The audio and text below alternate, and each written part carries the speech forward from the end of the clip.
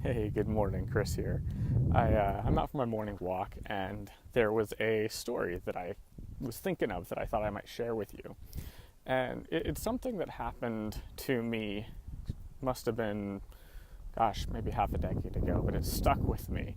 See, this woman and we were on a freeway. I was going down one lane, she was merging into it, and there was a stoplight for one of us, and it was rush hour. There's all this traffic, and so anyway, we both had to cross lanes. She had to go from the right to the left. I had to go from the left to the right, and we both saw each other. And within like maybe half a second, we slowed down almost to a screeching halt.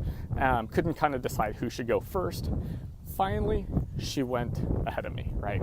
And so anyway, I was like, okay, caught my breath, took a moment, and then I pulled around and started going past her. Well, the thing is, as I was going past her, I was gonna, just kind of smile at her, and what I saw was just this angry, raging woman who was mouthing off all the things that I should go do with myself. She was not shy at all about the string of profanities coming out of her mouth. My ego, it had been easy to kind of get all tricked and triggered into it. And what actually happened was I just paused as I was driving by and sensed my heart, and I looked at her and I said, I wish you well. I wish you well. And it didn't make her right for reacting that way, and it didn't make me right, her wrong for reacting that way, or me right for being quote unquote more spiritual. The ego would love to think that if we act with compassion when we don't want to, that's more spiritual. No, that's just being human. But what it did do is it made me feel better. When I think about the world that I want to make, the world I want to live in, it's one where people actually see each other as human, where we connect. Even in times of struggle, even in times of pain, even in times where we feel like our safety is being jeopardized. And so, this one moment of wishing her well, it just made me feel better, right? And I can hope that maybe it impacted her in some way as well, energetically, whatever that looks like. But the thing is, this actually carried through later in my life. About a year later, I was in a very contentious court case. It was a family court case, very contentious. And before the case, I was outside with this guy. I drive by real quick.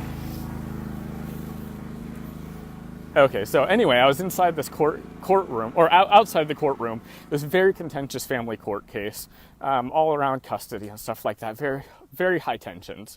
And outside the courtroom, my attorney and I were getting to know the other attorney. And this other attorney was a good guy, a heartful guy, someone who I genuinely liked and loved what he was doing in the world. I just wanted him to lose the case, and I had a vested interest in it. And I could tell he liked me a lot too, and he wanted me to not be the one to come out victorious because he was advocating for his client. Well, it was time for us to go into the courtroom, and I could see that he wanted to say something. Like, he liked me. He wanted to say something. He didn't know what to say. So I just looked at him and I just said, I wish you well.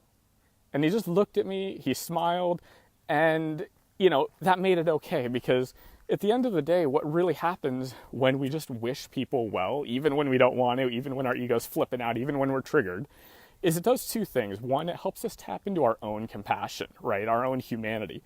But it also helps us see someone else's humanity, to tap into their who they are as a person. It helps us connect in ways that aren't always possible. So I hope this gift to you is helpful, that next time you're feeling challenged, frustrated, life is not going your way, someone upsets you, whatever it is, that you just take a moment to take a deep breath and just say, or inside, it doesn't have to be out loud, it can be, but just inside, just say, I wish you well.